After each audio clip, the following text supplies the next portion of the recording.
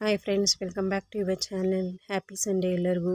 So Sunday special ಇವತ್ತು morning egg puffs ಮಾಡಿದ್ದೆ. So ಅದು ಹೇಗೆ ಮಾಡಿದ್ದು ಅಂತ ಹೇಳ್ಬಿಟ್ಟು ನನಗೆ ಗೊತ್ತಿರೋ ಹಾಗೆ ನಾನು ಮಾಡಿದ್ದೀನಿ. ಸೊ ಈರುಳ್ಳಿ ಸ್ವಲ್ಪ ಚಾಪ್ ಮಾಡ್ಕೊಂಡಿದ್ದೀನಿ, ಹಾಗೆಯೇ ಕ್ಯಾಪ್ಸಿಕಮ್ಮು, ಕೊತ್ತಂಬರಿ ಸೊಪ್ಪು, ಶುಂಠಿ ಬೆಳ್ಳುಳ್ಳಿ ಪೇಸ್ಟು.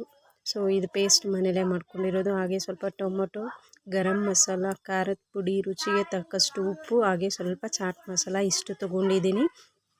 ಅದರೊಳಗಡೆ ಸ್ಟಫ್ ಆಗಿ ಫಿಲ್ ಮಾಡೋದಕ್ಕೆ. So egg ಪಪ್ಸಿಗೆ. ಸೊ ಇದು ಮೈದಾ ಕಲಸಿಟ್ಕೊಂಡಿದ್ದೀನಿ, ಒಂದು ಹಾಫ್ ಆನ್ ಅವರ್ ಬಿಟ್ಟಿದೆ.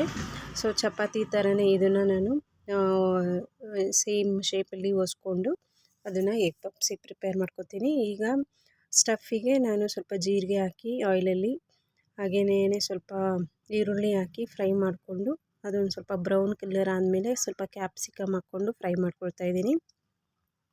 ಅದಾದಮೇಲೆ ಸ್ವಲ್ಪ ಶುಂಠಿ ಬೆಳ್ಳುಳ್ಳಿ ಪೇಸ್ಟ್ ಮಾಡಿದ್ದು ಹಾಕ್ಕೊಂಡು ಫ್ರೈ ಮಾಡಿ, ನೆಕ್ಸ್ಟು ಟೊಮೊಟೊ ಹಾಕ್ಕೊಂಡಿದ್ದೀನಿ. ಟೊಮೊಟೊ ಒಳ್ಳೆ ರುಚಿ ಕೊಡುತ್ತೆ. ಹಾಗೆಯೇ ಅದಾದಮೇಲೆ ಚಾಟ್ ಮಸಾಲ, ಗರಂ ಮಸಾಲ, ಸ್ವಲ್ಪ ಖಾರದ ಪುಡಿ, ಸಾಲ್ಟು, ಹಾಗೆಯೇ ಕೊತ್ತಂಬರಿ ಸೊಪ್ಪು ಹಾಕಿ ಸ್ಟಫ್ ರೆಡಿಯಾಗಿತ್ತು. ಸೊ ಈಗ ಬಂದುಬಿಟ್ಟು ಅದನ್ನು ಫಿಲ್ ಮಾಡಲಿಕ್ಕೆ ನಾನು ಚಪಾತಿ ಥರ ಮೈದಾ ಹಿಟ್ಟನ್ನ ಸೇಮ್ ಚಪಾತಿ ಥರ ಲಟ್ಟಿಸ್ಕೋಬೇಕು.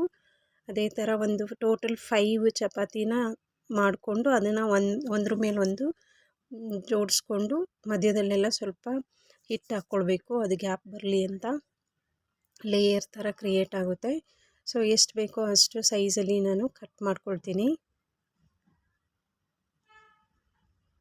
ನೋಡಿ, ಮೂರು ಪೀಸಸ್ ಮಾಡಿಕೊಂಡು, ಸೊ ಇದು ಎಗ್ ರೆಡಿ ಇತ್ತು, ಬೇಯಿಸಿ ಅದನ್ನು ಈಗ 2 ಕಟ್ ಮಾಡ್ಕೊಂಡಿದ್ದೀನಿ. ಈ ಥರ ಕಟ್ ಮಾಡಿಕೊಂಡು ಒಳಗಡೆ ಸ್ಟಫ್ ಜೊತೆ ಫಿಲ್ ಮಾಡಿಬಿಟ್ಟು ಅದನ್ನು ಕ್ಲೋಸ್ ಮಾಡೋಣ.